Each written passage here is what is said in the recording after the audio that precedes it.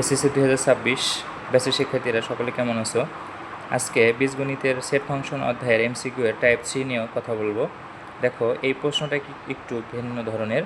বলছে যে x square minus কে x minus one হলে কে এর কোন মানের জন্য F of minus one equal 0 হবে। দেখো, এই প্রশ্নটা আর এই প্রশ্ন টাইপ 1-এর প্রশ্ন দুটাই কিন্তু ভিন্ন।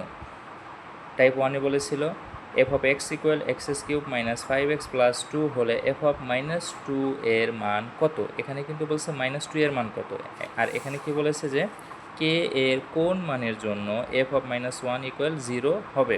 এখানে কে এর পরিবর্তে মাঝে মাঝে এম দেওয়া থাকে, ঠিক আছে, একই কথা। তো এইটা আমরা কয়েক সেকেন্ডের ভিতরে কিভাবে ক্যালকুলেটরের সাহায্যে খুব সহজে সমাধান করতে পারবো, তো আজকে আমি তোমাদের দেখিয়ে দেব। প্রথমে আমরা কি করব, প্রথমে আমরা রাশিটা উঠাবো। রাশির প্রথমে কি রয়েছে যে এক্স স্কোয়ার মাইনাস কে এক্স মাইনাস ওয়ান। তো আমি প্রথমে এক্স তুলতে চাইলে কি করতে হবে, আলফা দিতে হবে। তারপরে কি করব, তারপরে আমি ফার্স্ট ব্র্যাকেটে ক্লিক করব, তারপরে মাইনাস। এখন এখানে কিন্তু কে এক্স রয়েছে, ক্যালকুলেটরে কোথাও কে রয়েছে কি? আচ্ছা, এখানে কে তুলতে না পারলে আমরা কি করব, এখানে এটাকে আমরা কে ধরে নেব।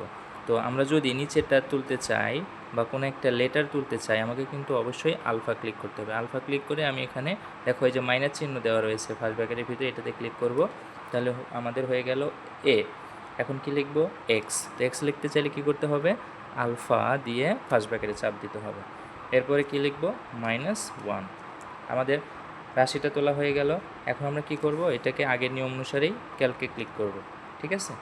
এখন বলছে মান কত, এখানে বলছে যে F of minus one equal 0 হবে। তো মানটা দেওয়া রয়েছে এফ অফ মাইনাস ওয়ান, তো আমরা মাইনাস ওয়ান বসিয়ে দেব এখানে, মাইনাস ওয়ান বসিয়ে দেওয়ার পর এখানে ইকুয়ালে প্রেস করব। দেখো আমাদের মান বের হয়েছে 0। অ্যান্সারে কী বলা রয়েছে, 0। দেখেছো খুব সহজে আমরা কীভাবে সমাধান করতে পারি। তো এইভাবে যতগুলো অঙ্ক রয়েছে তোমরা চাইলে খুব সহজেই ক্যালকুলেটরের সাহায্যে সমাধান করে নিতে পারো। তো সকলে প্র্যাকটিস করো, সকলকে ধন্যবাদ।